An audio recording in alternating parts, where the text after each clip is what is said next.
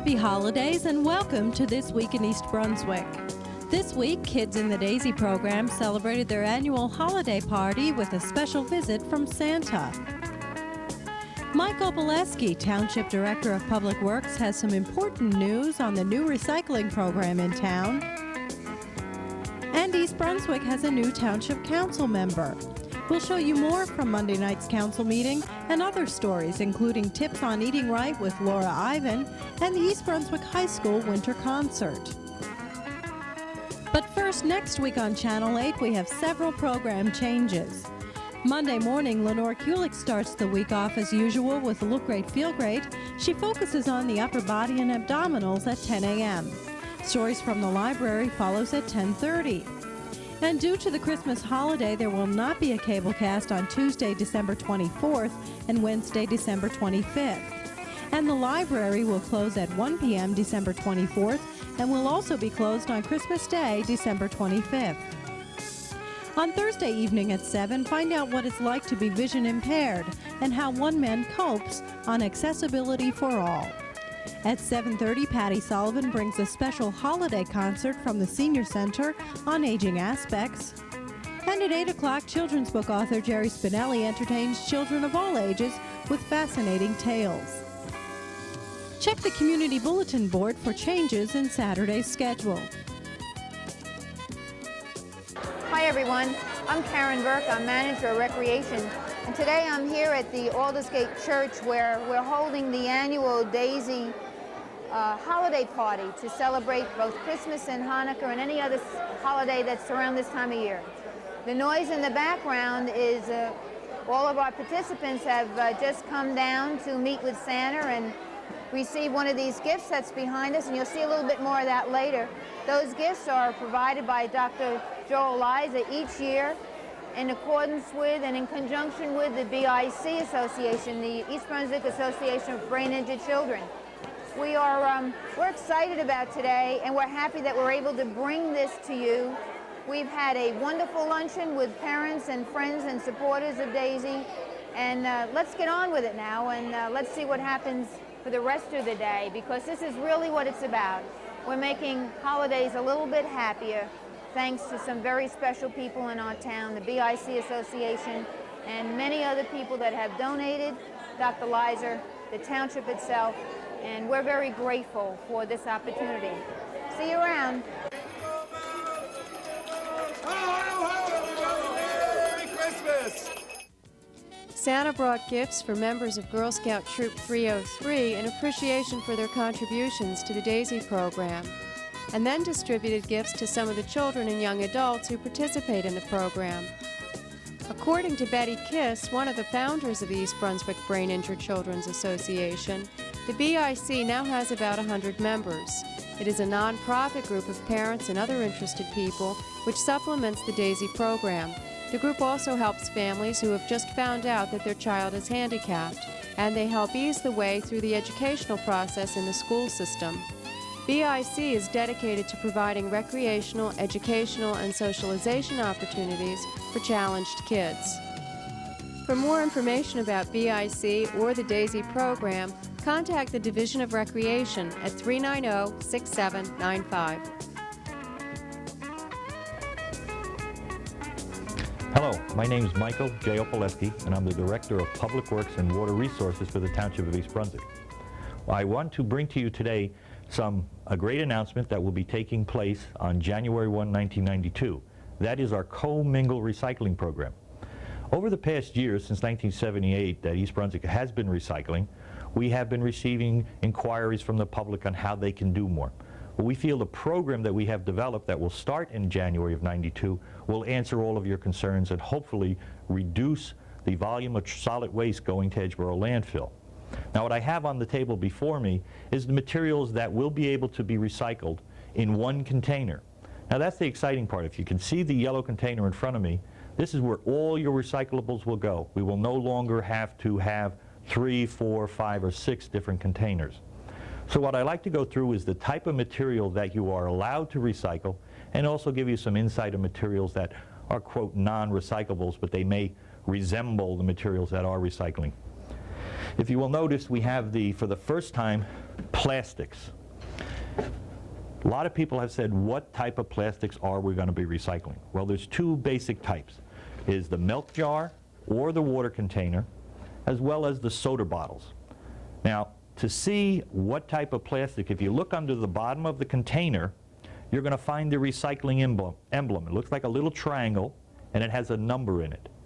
If the number says 1 or 2, that is the material that we are recycling. So when you have them, all you do is just place them in your yellow container, put them out at the curb. Also new for '92 will be the recycling of bimetal cans. Those cans are just about anything that comes from the supermarket. These are just some examples. What we're asking you to do with these is, once you open them, just slightly rinse them, for they don't cause a problem of smell and odor at your home. Again, put them in the yellow container. We are still recycling the aluminum cans. Now, each can, if it is pure aluminum, will have a insignia on the side which will say all aluminum recyclable. Again, they go back into the container. One of the problems that we are having, that we wish our residents to take care of, is in the glass. We do have green glass, clear glass, and brown glass. The biggest problem we have is, just as these two bottles have, is that they still have the rings on them, or caps. Take those, throw them in the regular trash. We don't need them. They contaminate our loads, and once they're contaminated, we get less at a market value. So any rings that you may have off your soda bottles or the metal off the top of the can, please dispose of it in the normal trash. Another new insight for this coming year is the ability to recycle some products that have not been recycled before. One of the things that we're looking for is that we will now be able to recycle telephone books. This does not start until July 1st, 1992 under the new contract. So please, if you have that material, you can dispose of it right now in the trash, but after July, which we will also have a presentation made at that time on how to do it. As you will notice that we have telephone books, white paper. We're also going to be able to recycle junk mail in July. So we have this presently going to trash.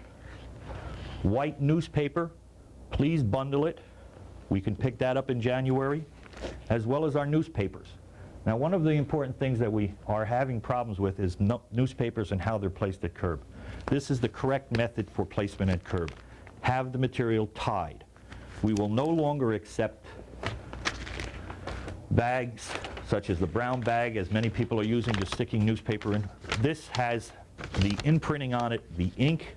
Once they try to recycle this, it becomes a toxic substance on the ink processing, and that's no longer being done. So we're requesting no more plastic bags, no wire, no tape on the paper. Papers such as this that we have, these brown, this green bag, or Christmas wrapping, please deposit that directly in the trash also. That is not a recyclable material. Some other materials that you cannot recycle. Plate glass, please dispose of it in the trash. Drinking glasses, ceramics are all non-recyclable at this point. One of the other things that I failed to mention is in front of me is some cardboard which will be recycled in July. We also have on the front, that is one of the major requirements, is that it be bundled and it be in sheets of 2 foot by 2 foot by 1. And that's what we need to get it into the truck. Now that's basically the whole program that we're just trying to apprise you of. You will also be receiving a flyer, which will be in the mail the week of the 23rd and the week of the 30th, which is going to go over, which we hope you will put on your refrigerator or a place next to your trash can so you know what your recycle dates are, because we have not only the information of how the recycling program will work, but on the reverse side, we have the dates and times that the material will be picked up. As for the yellow bucket that I've been commenting upon, that is also a new innovation.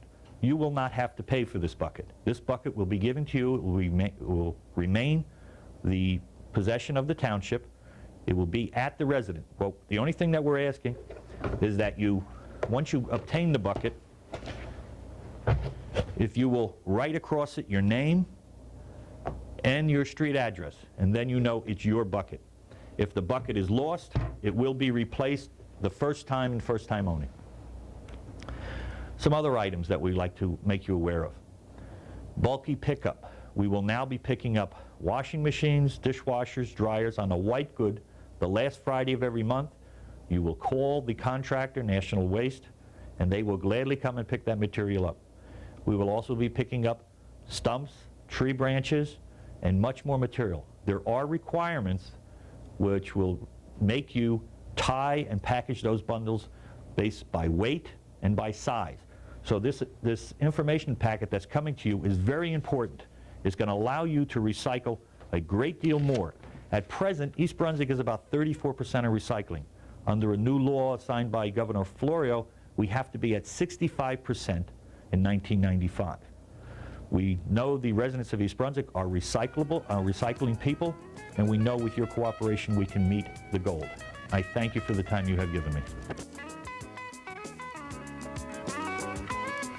Hi, I'm Laura Ivan, and I'm here at St. Peter's Medical Center with registered dietitian and assistant manager for patient food and nutrition services, Sharon Satensky. Today we're going to discuss some of the ways to avoid gaining those excess pounds during the holiday season. Sharon, what do you think are some of the biggest problems with holiday eating? Well, Laura, I think the holidays are a time of year where tradition is a very important thing to most people, and because they come once a year, it's a big party time, and people tend to feel they must indulge in almost everything at this time of the year to get the most out of the season. So what do you think are some of the suggestions to not overeat? Well, there's really two schools of thought on this. Most people would prefer to eat the traditional foods that they've been brought up to enjoy. And as a registered dietitian, we encourage those people to just eat smaller portions of those types of favorite foods. It takes approximately 20 minutes for your stomach to let your brain know that you were full. So if you are going to have a nice holiday meal, which is higher in calories and cholesterol and fat and sodium than you normally would have, we try to encourage people to eat more slowly so that process takes place and that those people can sense the feeling of satiety or fullness. What are some of your suggestions for reducing fat and calories? Well, that's the second school of thought.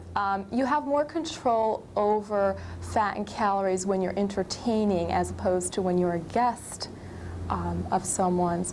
When you are entertaining yourself, there's many different things that you could do. It's all a matter of preference. For example, you can use low-fat cottage cheese, yogurt, low-fat cheeses to make dips and spreads as opposed to sour cream or cream cheese.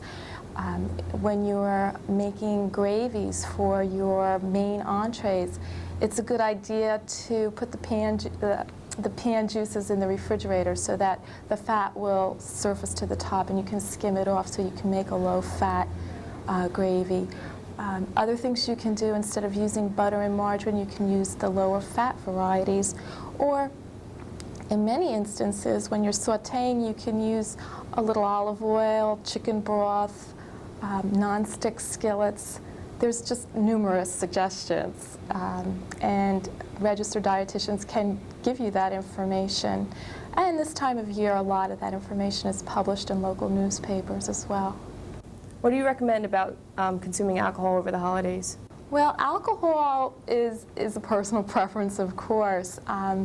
Eggnog is a big drink. It's 55% fat, and the recommendation is to try to keep everything under 30%.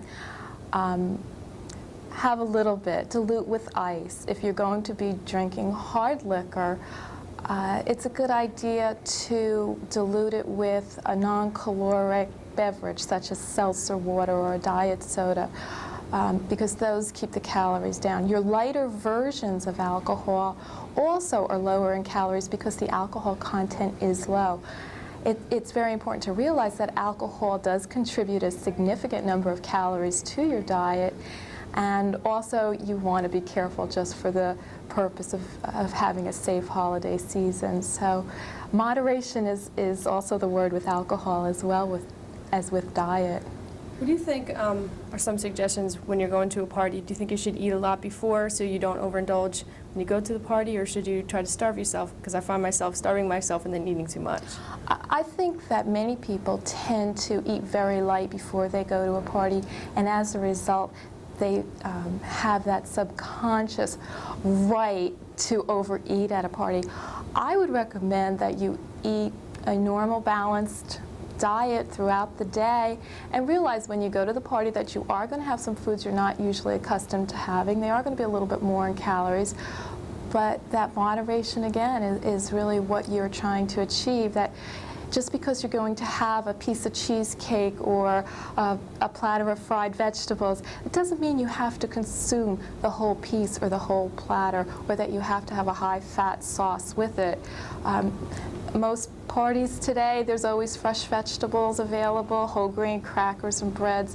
Those are some of the foods that could help complement those higher fat foods, and with stretching out the period of time that you eat, you would obtain a feeling of fullness and hopefully maintain adequate calories so that you do not gain weight. Sharon, thanks for being here. For This Week in East Brunswick, I'm Laura Ivan. Throughout December, Maria Pisano's handmade books and other works of paper will be on display at the library. Born in Italy, Miss Pisano holds a Master's of Fine Arts from Brooklyn College. She has been a teacher and is a recipient of a New Jersey Art Fellowship. Many of her works are in major corporate collections.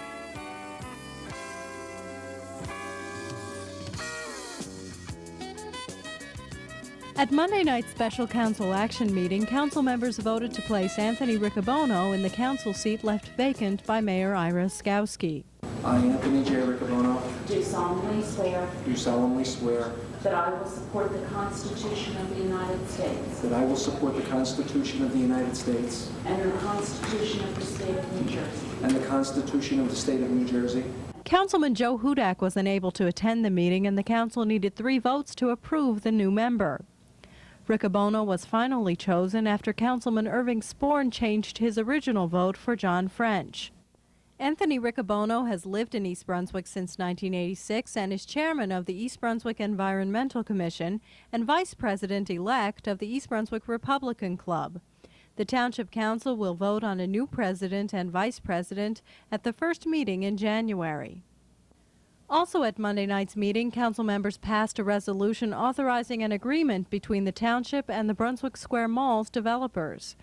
Finally, years after the original plan was proposed to the Township Planning Board, the Council and the Edward J. DeBartolo Corporation have agreed to a mass expansion of the shopping mall. As part of the agreement, the East Brunswick Senior Center will also be expanded.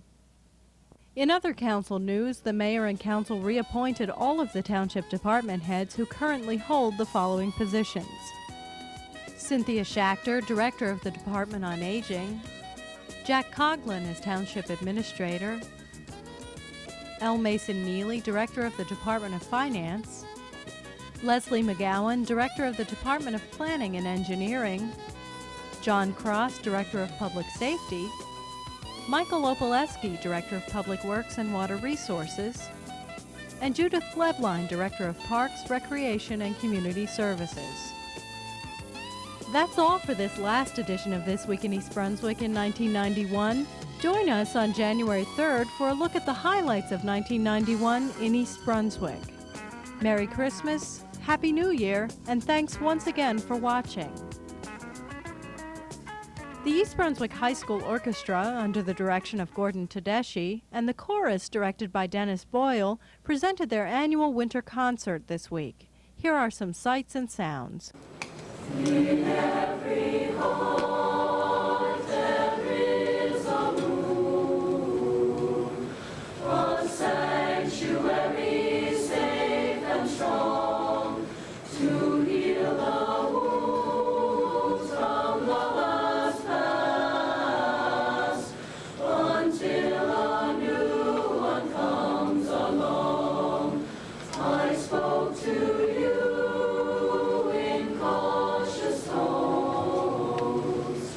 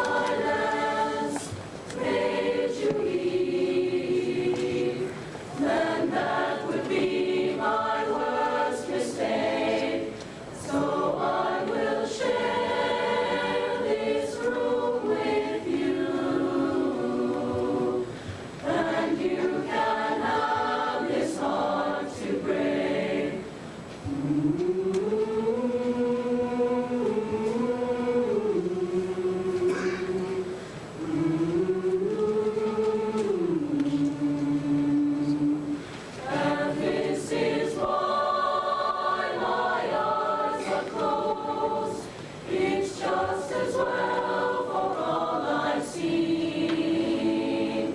And so it goes, and so it goes. And you're the only one who knows.